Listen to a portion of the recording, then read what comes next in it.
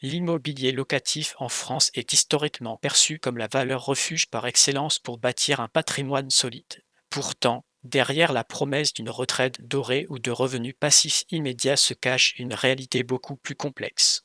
Aujourd'hui, acheter un bien sans une préparation minutieuse expose l'investisseur à des pièges redoutables. Quelques erreurs d'appréciation technique ou financière suffisent pour transformer un projet prometteur en un véritable gouffre financier incontrôlable. Autrefois, le marché immobilier français permettait de réaliser des plus-values quasi systématiques à long terme grâce à l'inflation et à une hausse continue des prix. Mais ce modèle traditionnel a profondément changé. Nous sommes passés d'un marché axé sur la spéculation et la plus-value latent à une ère dominée par le flux de trésorerie, le fameux cash flow. Désormais, chaque centime compte dès le premier jour de l'acquisition. Cette transition s'accompagne d'une professionnalisation accrue du marché et d'un durcissement législatif constant depuis la loi SRU de l'an 2000. Les investisseurs ne peuvent plus se contenter d'acheter au hasard en espérant que le temps fasse son œuvre. La multiplication des niches fiscales et l'évolution des normes de décence imposant désormais une rigueur d'analyse technique et financière digne d'un professionnel chevronné avant de s'engager. L'une des premières déconvenues historiques provient de la dépendance aveugle aux dispositifs de défiscalisation successifs tels que Pinel, Duflot ou Sellier. Attirés par la promesse de réduction d'impôts massive, de nombreux acheteurs ont acquis des biens surévalués dans des zones géographiques totalement déconnectées de la réalité du marché locatif local. À la revente, ces investisseurs subissent souvent de lourdes pertes en capital. L'adage populaire l'emplacement reste le pilier fondamental de tout investissement réussi. Pourtant, de nombreux débutants se laissent séduire par des prix au mètre carré anormalement bas dans des villes en déclin démographique ou des quartiers enclavés. Ce prix d'achat attractif cache une réalité brutale, l'absence de tension locative. Sans locataires solvables à proximité, votre rendement théorique s'effondre instantanément. Acheter dans une zone sans dynamisme économique, dénuée d'écoles, de transports en commun ou de bassins d'emploi majeurs condamne le propriétaire à une vacance locative prolongée. Chaque mois sans loyer perçu détruit le rendement annuel et force l'investisseur à rembourser son crédit bancaire de sa propre poche. De plus, la revente de ce type de biens s'avère souvent extrêmement difficile, se soldant fréquemment par une moins-value. L'absence d'une étude de marché local approfondie conduit inévitablement à surestimer le montant du loyer potentiel. De nombreux bailleurs fixent leurs tarifs en fonction de leurs propres besoins financiers et non de la réalité du pouvoir d'achat des habitants du secteur. Cette déconnexion crée un décalage immédiat avec la demande réelle, prolongeant la vacance du logement et fragilisant l'équilibre financier global du projet dès son lancement. Au-delà de l'emplacement, la sous-estimation du budget des travaux de rénovation représente la première cause de sinistres financiers chez les investisseurs. Beaucoup évaluent les coûts au doigt mouillé, sans réaliser de diagnostic technique approfondi ni solliciter de devis détaillés auprès d'artisans qualifiés. Cette légèreté initiale se paye cher lorsque les premiers imprévus surgissent une fois le chantier officiellement lancé. Les mauvaises surprises sont courantes dans le bâti ancien. Une plomberie vétuste à remplacer intégralement, une installation électrique non conforme ou encore la découverte d'amiante ou de plomb. Ces imprévus de chantier peuvent rapidement faire grimper la facture finale de 30 à 50% par rapport aux prévisions initiales. Sans une enveloppe de sécurité financière solide, l'investisseur se retrouve rapidement dans une situation de surendettement critique. Un dépassement de budget non planifié bloque souvent le financement bancaire, car les banques n'octroient pas de rallonge facilement sans garantie supplémentaire. De plus, les retards de chantier repoussent la mise en location du bien. Pendant ces mois de dérive, l'investisseur doit commencer à rembourser son crédit immobilier sans percevoir le moindre loyer, ce qui assèche sa trésorerie personnelle et menace la viabilité de toute l'opération.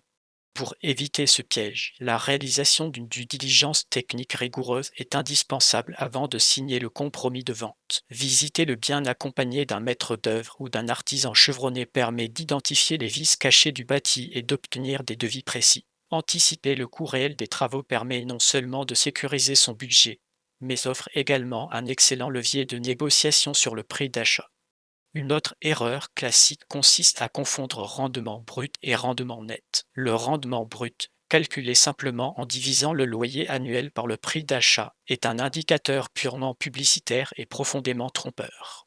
Il ignore la totalité des charges réelles qui pèsent sur le propriétaire. Se fier uniquement à ce chiffre flatteur conduit à une mauvaise appréciation de la rentabilité réelle et à de graves décisions financières.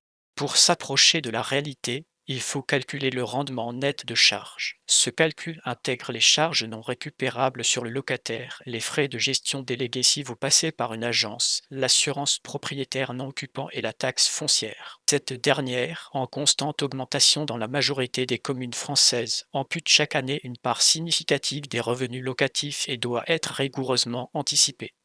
L'architecture financière d'un projet performant repose sur l'indicateur ultime, le rendement net-net. Ce calcul intègre l'impact de la fiscalité personnelle de l'investisseur, notamment sa tranche marginale d'imposition et les prélèvements sociaux de 17,2%. Négliger cette variable fiscale fausse le calcul du cash flow réel et peut transformer un projet théoriquement rentable en un effort d'épargne mensuel imprévu et lourd à assumer. Une modélisation financière réaliste doit également provisionner une vacance locative structurelle, estimée généralement à environ 5% du temps, ainsi que le coût d'une garantie des loyers impayés. Ignorer ces paramètres revient à planifier son investissement dans un monde idéal qui n'existe pas. Anticiper ces risques permet de traverser sereinement les périodes de transition entre deux locataires sans mettre en péril son équilibre budgétaire.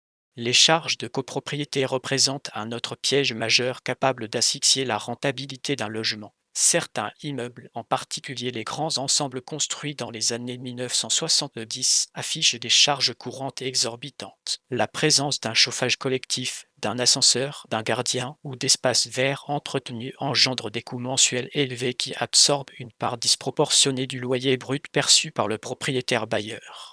Il est crucial de distinguer les charges récupérables sur le locataire de celles qui restent légalement à la charge exclusive du propriétaire. Les honoraires du syndic de copropriété, l'assurance de l'immeuble et les frais de gestion des impayés ne peuvent pas être répercutés sur le locataire. Ces dépenses non récupérables grèvent directement votre rentabilité nette et doivent être minutieusement analysées avant de soumettre une offre d'achat.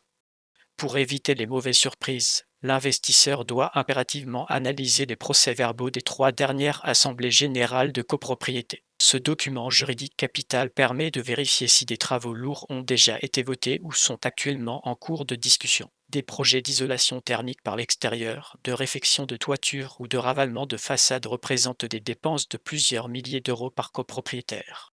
La loi Allure impose la constitution d'un fonds de travaux obligatoire au sein des copropriétés pour anticiper les dépenses futures. Un fonds de travaux insuffisant ou inexistant au sein de la copropriété est un signal d'alarme majeur. Cela indique un risque élevé de futurs appels de fonds massifs et soudains pour financer des réparations urgentes, ce qui détruirait instantanément plusieurs années de cash flow accumulés.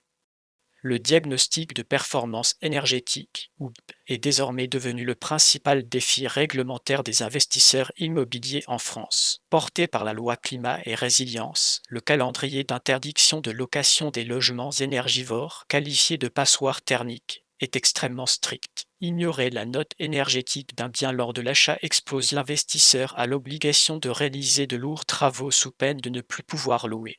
Le calendrier réglementaire ne laisse aucune place à l'improvisation.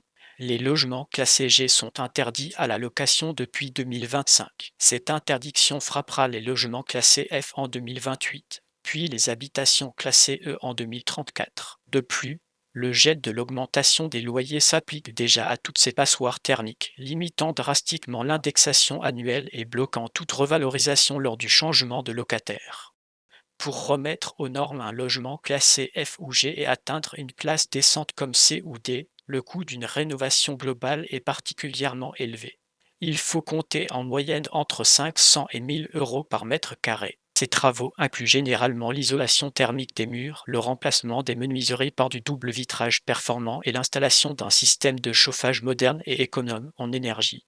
La notion de valeur verte influence désormais directement le prix de vente et la négociabilité d'un bien sur le marché immobilier. Un logement affichant un mauvais DPE subit une décote immédiate et massive lors de sa revente. A l'inverse, un bien performant sur le plan énergétique attire des locataires de qualité et se valorise nettement mieux, faisant de l'audit énergétique une pièce maîtresse de votre analyse avant achat. Le choix du régime fiscal est le facteur le plus souvent sous-estimé par les investisseurs débutants, alors qu'il s'agit du véritable pivot de la rentabilité. Opter par défaut pour l'imposition des revenus fonciers en location nue sous le régime du microfoncier s'avère fréquemment désastreux. Ce choix expose l'investisseur à une taxation lourde basée sur cette tranche marginale d'imposition, majorée des 17,2% de prélèvements sociaux. Pour optimiser ses rendements, le statut de loueur en meublé non professionnel, ou LMNP, s'impose comme une alternative particulièrement puissante. Contrairement à la location nue, le statut LMNP permet de déclarer ses revenus dans la catégorie des bénéfices industriels et commerciaux. Cette distinction comptable ouvre la voie à des mécanismes d'optimisation fiscale extrêmement avantageux, inaccessibles aux bailleurs de logements nus traditionnels. Le véritable secret du statut LMNP réside dans le choix du régime réel. Ce mécanisme permet de déduire l'intégralité des charges réelles, mais surtout de pratiquer l'amortissement comptable du prix d'achat du bâti et du mobilier. L'amortissement permet de neutraliser fiscalement les bénéfices locatifs, réduisant souvent l'assiette imposable à zéro pendant de nombreuses années, tout en percevant des loyers totalement nets d'impôts. Une mauvaise option fiscale peut littéralement diviser par deux le rendement net d'un investissement qui semblait pourtant extrêmement performant sur le papier. Les impôts sur les revenus fonciers non optimisés absorbent rapidement le cash flow positif généré par le bien, transformant un projet rentable en un gouffre financier. Se faire accompagner par un expert comptable spécialisé en immobilier dès le départ est un investissement rapidement rentabilisé. Le paysage de l'investissement immobilier de demain sera marqué par une régulation accrue, les niches fiscales historiques, notamment le régime LMNP et l'abattement du micro-BIC, font l'objet de débats parlementaires réguliers. Les législateurs envisagent régulièrement d'aligner la fiscalité du meublé sur celle de la location nue pour favoriser la location de longue durée. L'investisseur moderne doit donc concevoir des projets flexibles et résilients face aux changements législatifs. Par ailleurs, la hausse globale des taux d'intérêt et le durcissement des conditions d'octroi de crédit par le Haut Conseil de stabilité financière imposant d'apporter davantage d'apports personnels. Les critères ESG relatifs aux aspects environnementaux, sociaux et de gouvernance prennent également une importance croissante dans l'évaluation de la valeur patrimoniale des immeubles, redéfinissant les standards de qualité requis pour obtenir des financements avantageux. En conclusion, réussir son investissement immobilier locatif exige de rejeter toute forme d'improvisation, anticiper les pièges liés à l'emplacement, estimer rigoureusement les travaux de rénovation énergétique, analyser les charges de copropriété et optimiser sa fiscalité sont les clés indispensables pour sécuriser votre rendement. Une préparation minutieuse et une analyse rationnelle des chiffres transformeront votre projet immobilier en un véritable moteur de liberté financière durable.